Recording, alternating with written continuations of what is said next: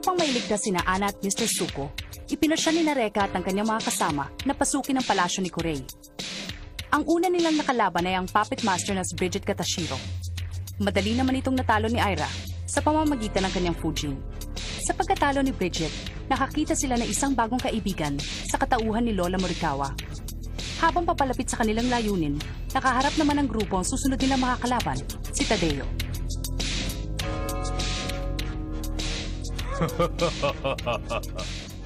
Sigurado ka, Max? Gusto mo talagang labanan niyang higanteng yan na nag-iisa? At bakit naman hindi? Kung sa mano-mano rin lang ang gagawin namin labanan, gagawin ko. Kaya ko. Hindi mo magagawa sa kalagayan mo ngayon. Ang kapangyarihan ni Max Domon. Humanda ka! Ah!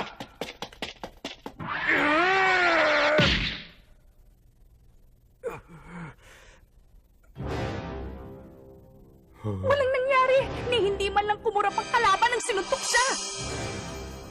Ganun ha?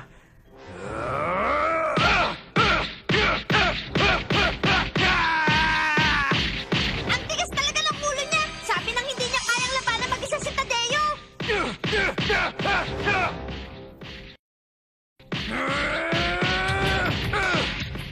Hindi. Tingnan mo mabuti.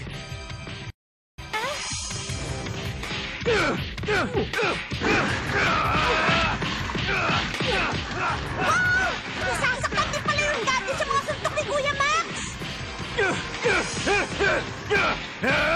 Ito ba? Malaki ang tiwala ni Max sa kanyang kakayahan. Maraming taong ilag sa kanya. Kaya nga tinawag siyang Raging Max. Gusto ni Reiko na maintas si Ana. At ganun din si Aira. Yun din ang gusto ko!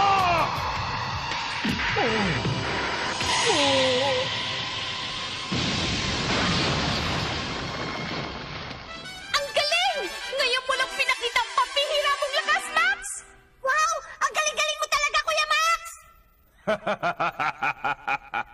Siyempre naman, hindi ako tatawaging Raging Max sa eskwelahan kung puro forma lang ang ginagawa ko. Sabi nila 200 taong ka raw nakulong. Siguro nalimutan mo mag-exercise kaya taba na tuloy pumalit dyan sa mga muscle mo. Ang laki mo pa naman.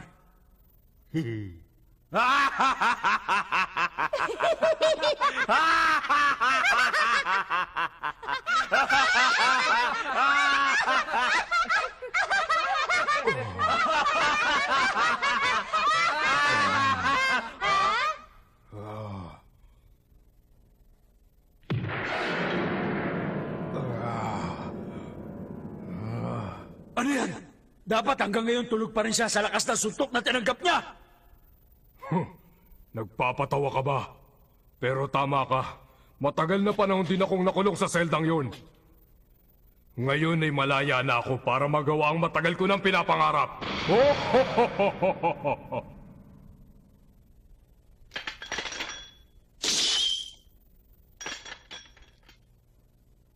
Matagal ko ng pangarap ang makadurog ng katawan ng tao. Tingnan nyo! Ang mga bato!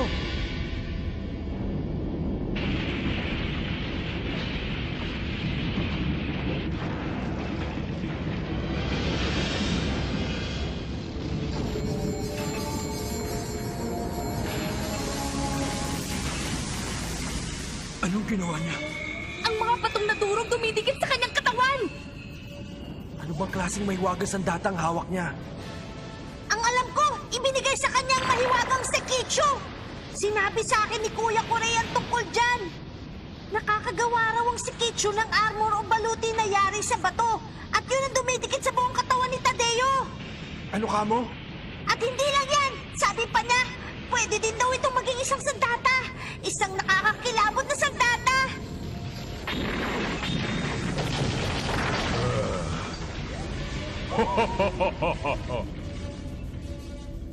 Ngayon, sino sa inyong mga payaso ang gustong mauna para maging bangkay na? Bawiin mo sinabi mo, higanting Totoy ba to? Huwag kang masyado magyayabang. Kahit tapalan mo pa ng semento yung mga bato mo, wala akong pake dahil utak biya ka pa rin! Kahit kailan, hindi ako natakot sa pagbumuka mo dahil ako na tatapos sa'yo! Wag! Yeah!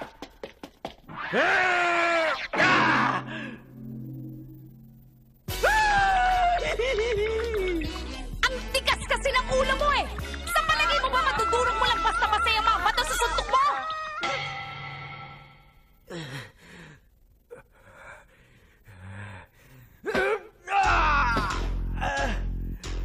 Tama na! Gustong-gusto mo talaga akong kalabanin, ano? Siguro hindi ka masaya kaya gusto mo nang mamatay. Huwag ka mag-alala. Pagbibigyan kita! Ngayon na!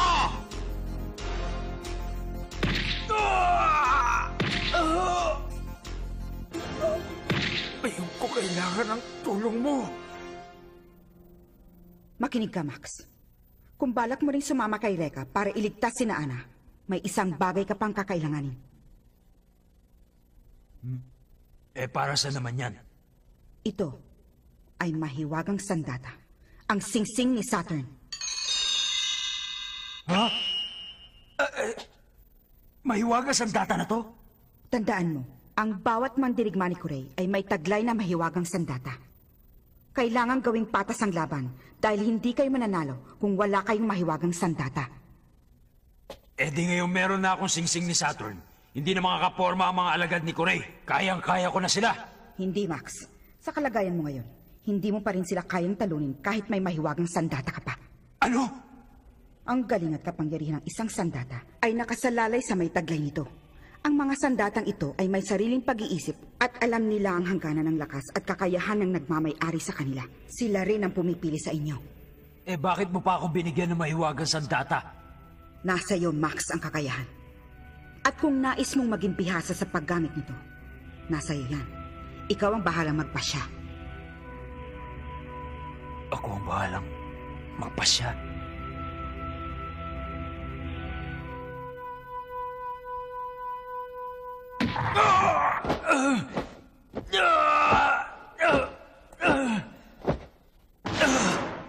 Sabi ko na nga ba kaya ayoko magpapasya. Max! Tama na yan, Max. Hayaan mo ako na ang umarap sa kanya. Magpahinga ka muna. Hindi pwede yun. Laban namin itong dalawa. Walang makakapalit sa akin kahit na sino. Pero Max, bugbog ka na. Isipin mo na lang. Kung susuko ako ngayon, ano na ang mangyayari sa akin? Max, Magtiwala ka. Ako pa rin si Raging Max Domon. At isinusumpa ko, dudurugin ko ang halimaw na yan! Makinig ka naman sa amin! Mapapahamak ka lang, Max! Dahil wala kang kalaban-laban dyan sa higanteng yan! Kapag hindi pa rin ako tinulungan ng hawak kong mahiwagas ang tata, tatalunin ko na siya sa parang alam ko. Sigurado, pag ginamit ko ang aking kamao, talsik ang higanteng to. Matapang. Tingnan natin kung hanggang saan ang tapang mo!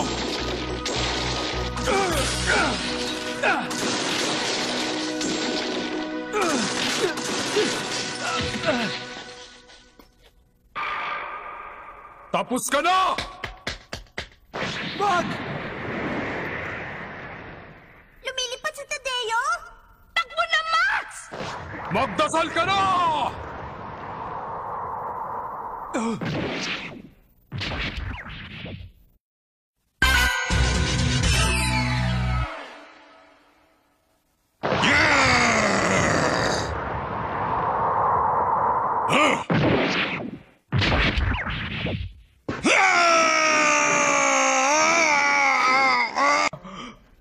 Yan ang bagay sa'yo. Bali wala mga bato mo sa teknik ko na ang tawag ay sa'yo, Nazi! Ang galing mo talaga, Max! Wala na makakatalo pa kay Max! Tumaas na ang respeto namin sa'yo! Oras na para tapusin ang laban na ito. Durog ka sa akin ngayon! Ah! Ah! Ikaw ang durog ngayon!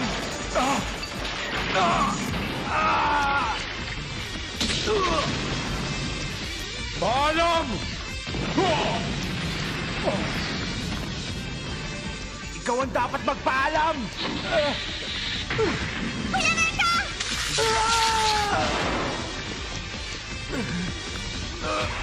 Ako naman ang harapin mo! Ito ang tikman mo! Tama na! Huwag mo na siya idamay!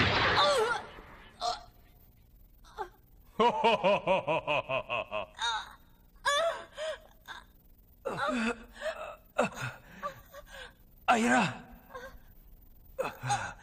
Tadeo! Bitawan mo si Ira!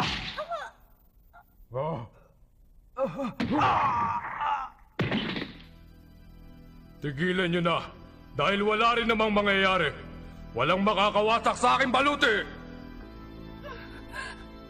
Panoorin mo na lang kung paano ko alisan ng buhay ang babaeng ito! Masdan mo! Masdan mo kung paano ko palabasin ang kanyang mga mata! Ira! Ira! Ira!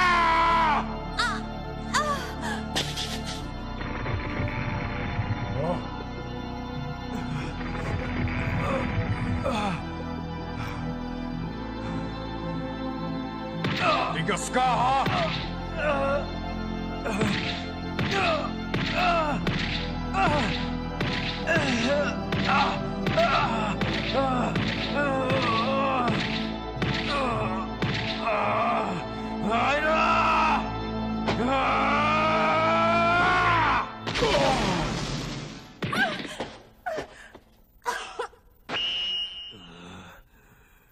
Sabihin mo, igaganti kita!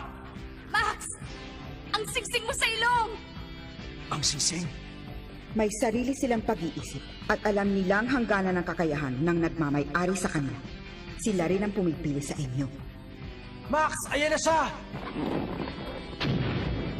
Nakapasa ako sa unang pagsubok ng aking mahiwagang sandata.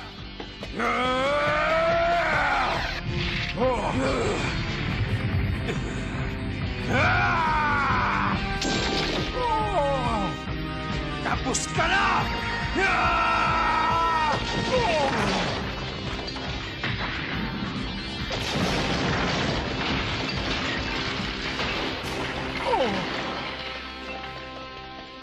Ibang klase kapangyarihan yung pinakita mo, ah! Mahina pa nga yun eh. Una si Bridget, tapos si Tadeo naman yan na natalo nila. Nauubos ng pasensya ko. May palagay akong taglay niya ang mahiwagang singsing ni Saturn. Kaya siya nagkaroon ng pambihirang lakas. Kahanga-hanga. Nagawa niyang wasakin ang baluti ni Tadeo. Pwede bang malaman kung ano nakakatawa?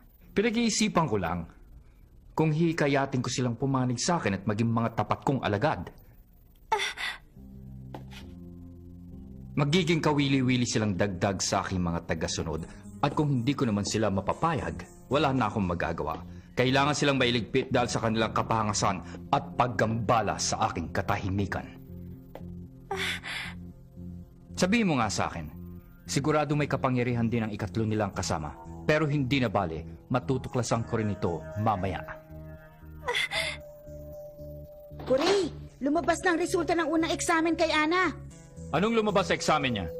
Ang sabi nila, medyo mataas daw ang blood pressure niya. Pero wala naman silang nakitang kakaiba sa kanyang katawan. Mabuti kung ganon. Ngayon, dalhin niyo na siya sa ikalawang antas ng mga pagsuri. Lorcan, ikaw na maghatid sa kanya sa examination room. Okay.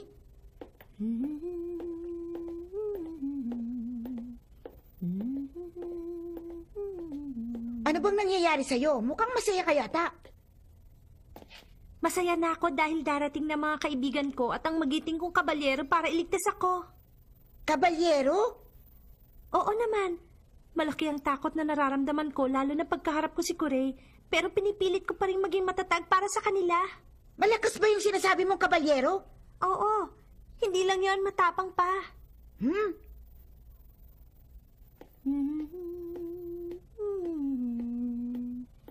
Hindi pwedeng isa sa mga yun ang kabalyero niya.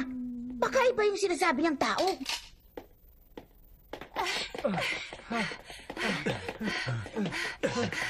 Reka, sa kwarto ba nila tinatago si Anna at si Mr. Suko? Hindi ko pa alam, kaya kailangan natin bilisan baka kung ano pang mangyari sa kanila. Oo nga! Oo nga! Pintuan na naman! Anong klaseng halimaw naman kaya nag-aantay dyan sa atin sa loob?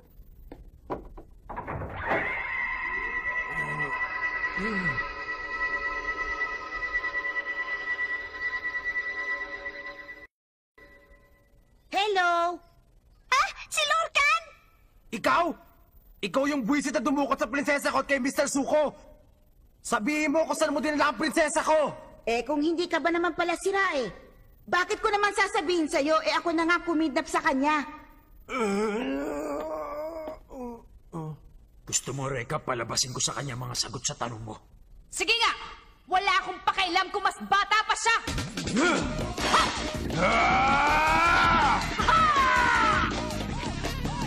Huwag niyong ituloy, Ate Ira! Hindi niyo siya kilala!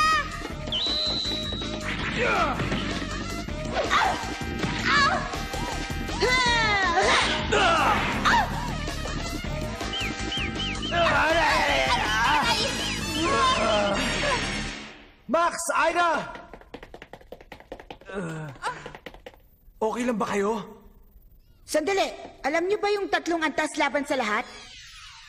Ibig sabihin, kapag nakikipaglaban ka sa isang may sandata, kailangan mas magaling ka pa sa kanya ng 3 ulit para manalo. Ibig sabihin, 3 ulit ang galing ko sa inyo, kaya wala na kayong pag-asang manalo. Ate! Kuya! Mag-iingat kayo!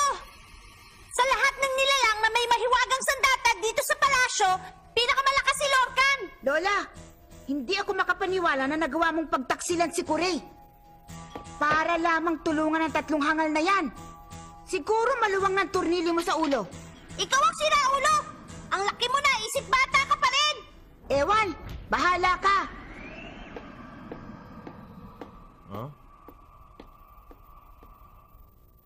Oo nga pala, hindi sa iniinsulto ko kayo pero ayoko nang lumaban sa inyo, mababagot lang ako. Ano? Halika nga rito para makita mo hinahanap mo! Sige, laban! Sige, laban! Sa totoo lang, nakakahiyang pinagagagawa yung 3 eh. Sige, dyan na lang kayo. Alam mo, ha? Hindi ka namin tutulungan! Patulang ka na namin! Lagot na tayo! Pag sinara na niyang kwarto, hindi na tayo makakalbas dito! Ako na! Ako na pipigil!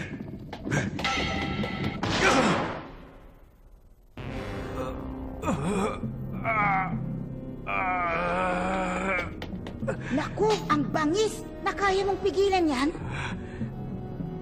Reka! Ira! Tumuloy na kayo! Iwan niyo na lang ako dito! Ako na bahala!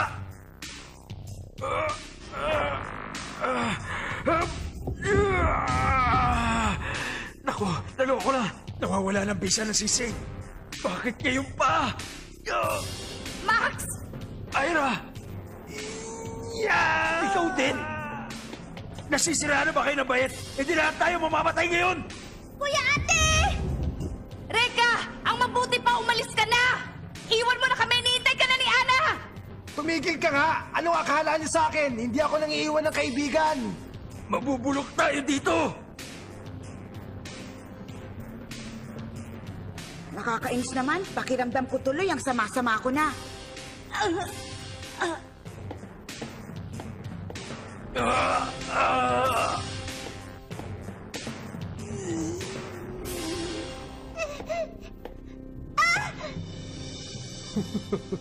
Anong klaseng laro naman yung ginagawa nyo? Ha? Si Dylan, bakit ka nandito? Kakampi ka rin nila!